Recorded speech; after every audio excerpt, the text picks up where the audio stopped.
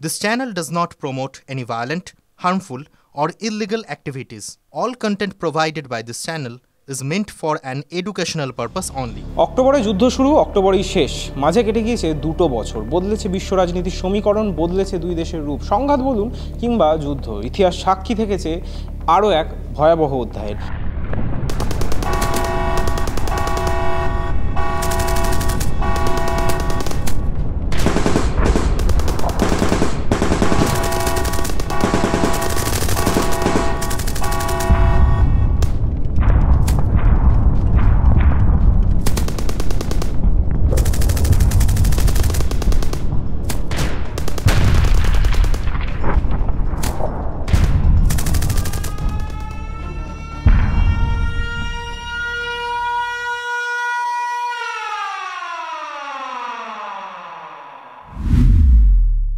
Israel প্যালেস্তাইনের এই যুদ্ধ মনে রাখবে বিশ্ববাসী, তবে অতীত হিসাবে। সোমবার তেল আভিভের উদ্দেশ্যে রওনা দেওয়ার আগে ট্রাম্প বলে দিয়েছেন যুদ্ধ থেমে গিয়েছে। আর সত্যিই তো, গাজা শান্তি চুক্তি মেনেই শুরু হয়ে গিয়েছে সংঘর্ষ বিরতির কাজ। কিন্তু কোন শর্তে, সে নিয়েই আলোচনা করব আজকে দ্য ব্রিফিং রুমের আরও একটি পর্বে। সঙ্গে আমি অভ্র। আর সব সংঘাতগুলোর মতোই গাজার যুদ্ধ থামাতে স্বাভাবিকভাবেই মধ্যস্থতা করেছেন মার্কিন প্রেসিডেন্ট ডোনাল্ড ট্রাম্প। ট্রাম্পের প্রস্তাবে শুক্রবার সম্মতি জানিয়েছে দুই পক্ষই। কিন্তু সেই প্রস্তাব নিয়ে আলোচনার আগে একটু ছোট্ট করে ইতিহাসটা ঘেটে নেওয়া যাক। ইসরায়েল প্যালেস্তাইনের অতীত মোটেই অল্প কয়েকটা পর্বের নয়, বরং এটা একটা উপন্যাস সম, যার মধ্যে রয়েছে অভ্যন্তরীণ সংঘাত, রাজনীতি, ক্ষমতা দখলের লড়াই ও সর্বোপরি ধর্মের লড়াই, যা জিইয়ে রেখেছে অস্তিত্বের লড়াইকেও। যার জেরে আবার বারংবার সংঘাত বেঁধেছে এই দুই দেশের মধ্যে। 1994 সালে প্রথম গাজা স্ট্রিপের নিয়ন্ত্রণ পায় প্যালেস্তাইন প্রশাসক, পক্ষান্তরে হামাসরা। পরবর্তীতে সেই হামাসদের আধিপত্য বৃদ্ধি মাথা ব্যথার কারণ হয়ে উঠেছিল ইসরায়েলের কাছে। এমনকি 2023 সালে 7 অক্টোবর সেই আধিপত্য আরও একটা নজির তৈরি করতেই ইসরায়েলের উপর হামলা চালিয়েছিল সশস্ত্র হামাস বাহিনী। যুক্তি দেওয়া হয়েছিল প্যালেস্তিনিদের উপর ইসরায়েল বাহিনীর অত্যাচার, গাজার বিভিন্ন অংশ দখলকে রুখতেই সেই হামলা চালায় তারা, যা পরবর্তীতে ডেকে আনে এক ভয়াবহ সংঘাতকে।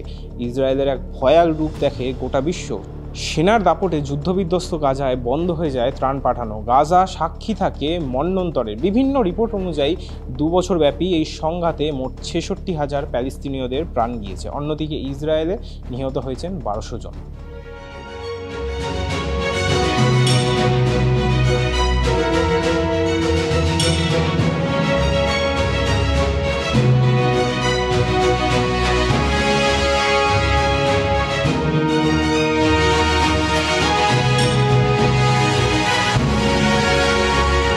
দ্বিতীয়বার ক্ষমতায় ফেরার পর থেকেই একটাই দাবি করে যাচ্ছেন মার্কিন প্রেসিডেন্ট ডোনাল্ড ট্রাম্প।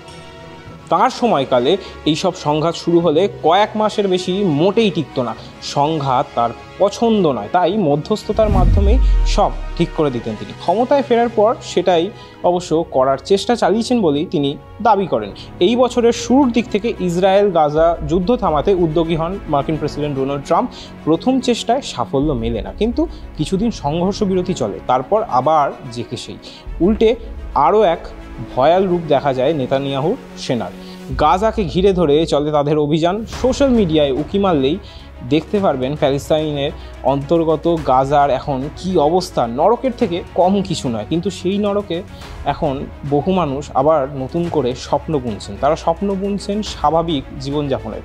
গত শুক্রবার ট্রাম্পের তৈরি গাজা শান্তি চুক্তিতে সম্মতি জানিয়েছে হামাস বাহিনী। ইসরায়েলের তরফে এই নিয়ে আগে সম্মতি জানানো হলেও সশস্ত্র হামাস গোষ্ঠী ছিল নীরব।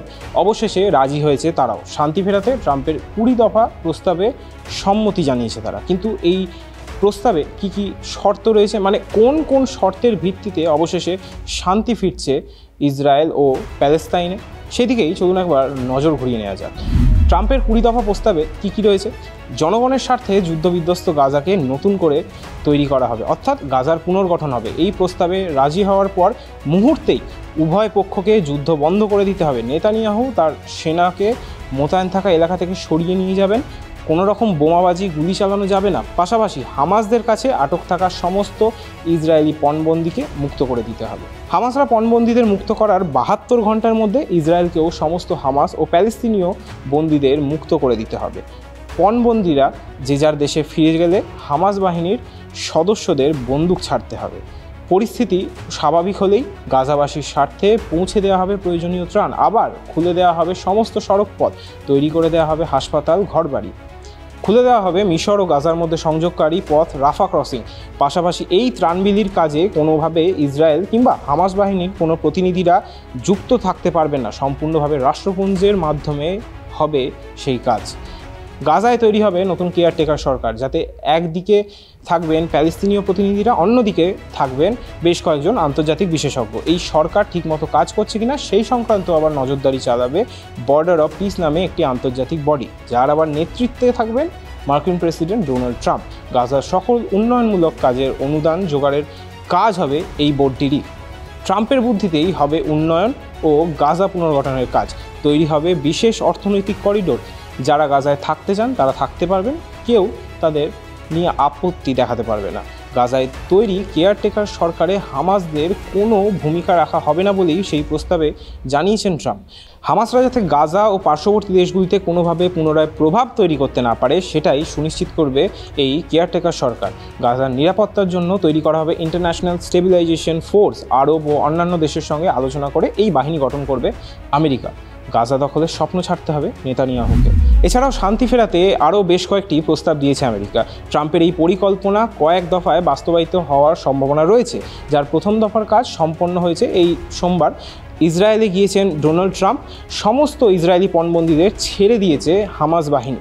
শান্তি ফেরানোর এই চুক্তি প্রথম দফা নির্বিঘ্নে সম্পন্ন হলেও বাকি সবকটি প্রস্তাবে যে হামাস বাহিনী সম্পূর্ণভাবে রাজি হয়েছে বা হবে এমনটা নয়, কারণ তারা এতে সম্মতি দিলে তাদের ক্ষমতা যে একেবারে হারিয়ে যাবে সেটা তারা ভালোই বুঝতে পেরেছে। আর আন্তর্জাতিক বিশেষজ্ঞরা বলছেন হামাস ইসরায়েল এসব কিছুই নয়। শান্তির দূত হয়ে গাজার মাথায় বসার স্বপ্ন দেখেছেন ডোনাল্ড ট্রাম্প। একসঙ্গে শাসন করতে চান দুটি দেশ। আপনারা দেখছিলেন TV9 বাংলা ডিজিটাল।